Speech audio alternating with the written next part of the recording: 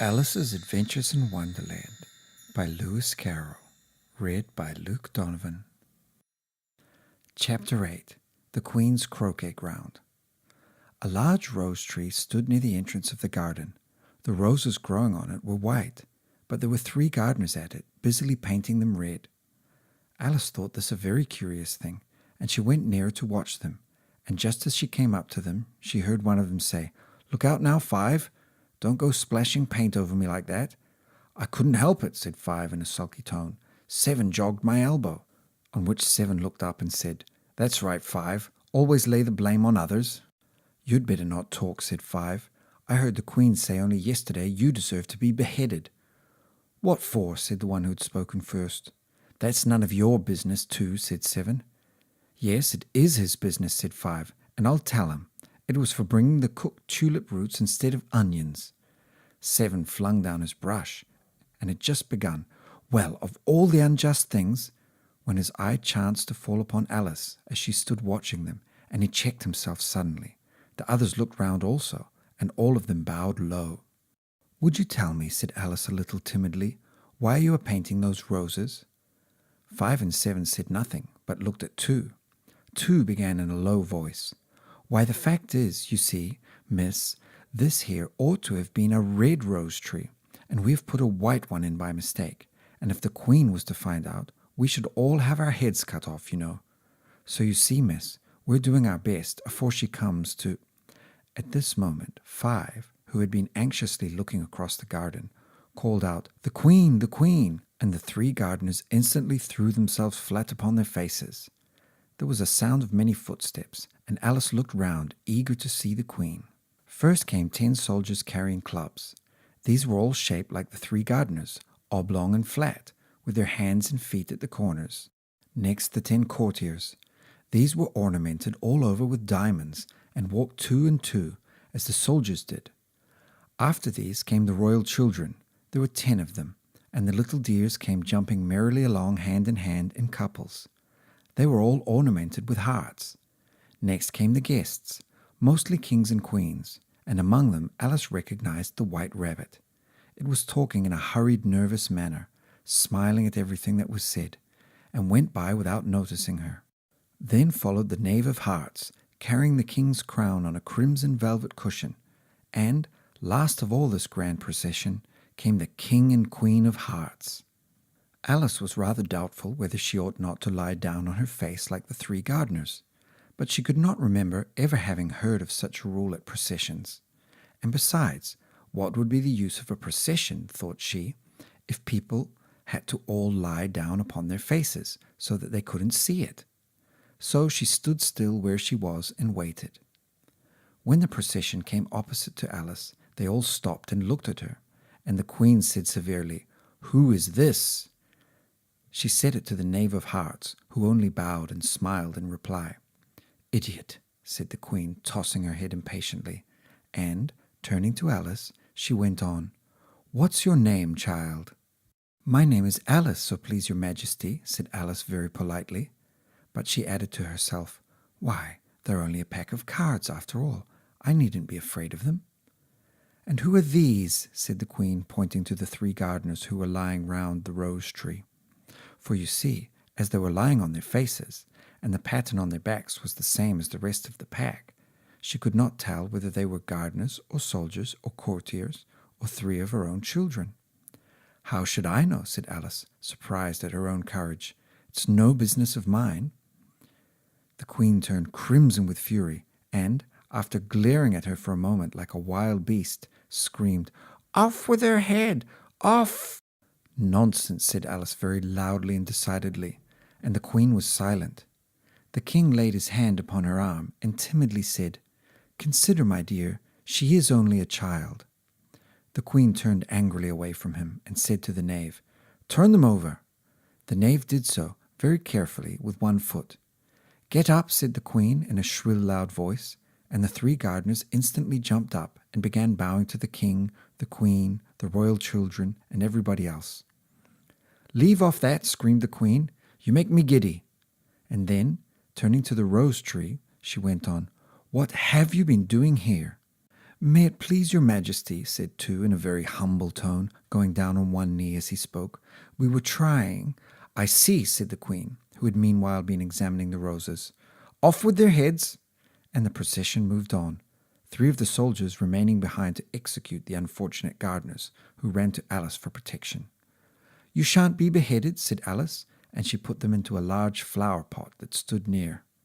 The 3 soldiers wandered about for a minute or two, looking for them, and then quietly marched off after the others. Are their heads off? Shouted the queen. Their heads are gone, if it please your majesty, the soldiers shouted in reply. That's right, shouted the queen.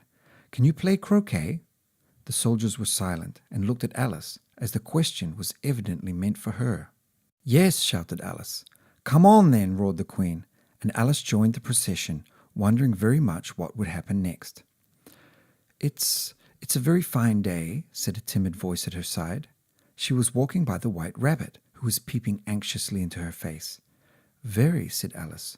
Where's the Duchess? Hush, hush, said the rabbit in a low, hurried tone. He looked anxiously over his shoulder as he spoke, and then raised himself upon tiptoe, put his mouth close to her ear, and whispered, She's under sentence of execution. What for? She boxed the queen's ears, the rabbit began. Alice gave a little scream of laughter. Oh, hush, the rabbit whispered in a frightened tone. The queen will hear you. You see, she came rather late, and the queen said, Get to your places, shouted the queen in a voice of thunder, and people began running about in all directions, tumbling up against each other. However, they got settled down in a minute or two, and the game began. Alice thought she had never seen such a curious croquet ground in her life. It was all ridges and furrows. The balls were live hedgehogs, the mallets live flamingos, and the soldiers had to double themselves up and to stand on their hands and feet to make the arches. The chief difficulty Alice found at first was in managing her flamingo.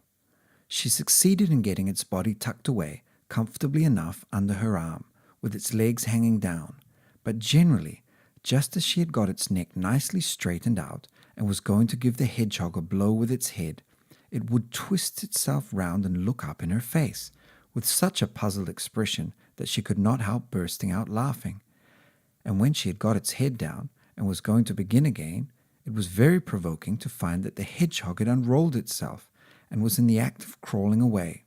Besides all this, there was generally a ridge or furrow in the way wherever she wanted to send the hedgehog to, and, as the doubled-up soldiers were always getting up and walking off to other parts of the ground, Alice soon came to the conclusion that it was a very difficult game indeed.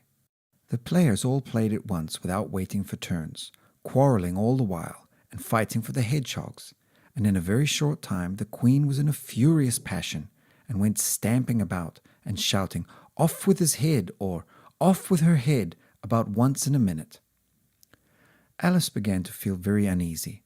To be sure, she had not as yet had any dispute with the queen, but she knew that it might happen any minute, and then, thought she, what would become of me? They're dreadfully fond of beheading people here. The great wonder is that there's anyone left alive.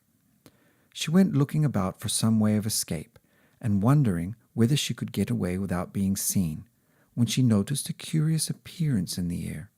It puzzled her very much at first, but after watching it a minute or two, she made it out to be a grin, and she said to herself, "It's the Cheshire Cat.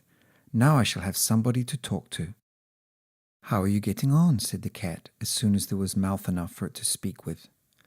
Alice waited till the eyes appeared, and then nodded. It's no use speaking to it, she thought, till its ears have come, or at least one of them.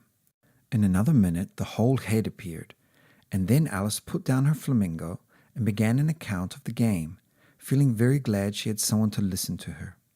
The cat seemed to think that there was enough of it now in sight, and no more of it appeared. "I don't think they play it all fairly," Alice began, in rather a complaining tone, "and they all quarrel so dreadfully when one can't hear oneself speak, and they don't seem to have any rules in particular. At least, if there are, nobody attends to them. And you've no idea how confusing it is, all the things being alive. For instance, there's the arch I've got to go through next, walking about at the other end of the ground." and I should have croqueted the queen's hedgehog just now, only it ran away when it saw mine coming." "How do you like the queen?" said the cat in a low voice. "Not at all," said Alice. "She's so extremely—" Just then she noticed that the queen was close behind her, listening, so she went on, "Likely to win, that it's hardly worthwhile finishing the game." The queen smiled and passed on. "Who are you talking to?" said the king, going up to Alice and looking at the cat's head with great curiosity. "It's a friend of mine, a Cheshire cat," said Alice. "Allow me to introduce it." "I don't like the look of it," said the king. "However, it may kiss my hand." "I'd rather not," the cat remarked. "Don't be impertinent," said the king, "and don't look at me like that." He got behind Alice as he spoke. "A cat may look at a king," said Alice. "I've read that in some book, but I don't remember where." "Well, it must be removed," said the king very decidedly, and he called the queen, who was passing at the moment. "My dear, I wish you would have this cat removed." The queen had only one way of settling all difficulties, great or small. "Off with his head," she said, without even looking round. "I'll fetch the executioner myself," said the king eagerly, and he hurried off. Alice thought she might as well go back and see how the game was going on, as she heard the queen's voice in the distance, screaming with passion. She had already heard her sentence 3 of the players to be executed for having missed their turns, and she did not like the look of things at all, as the game was in such confusion that she never knew whether it was her turn or not. So she went in search of her hedgehog.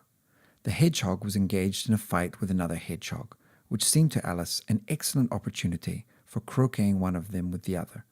The only difficulty was that a flamingo was gone across to the other side of the garden, where Alice could see it trying in a helpless sort of way to fly up into a tree.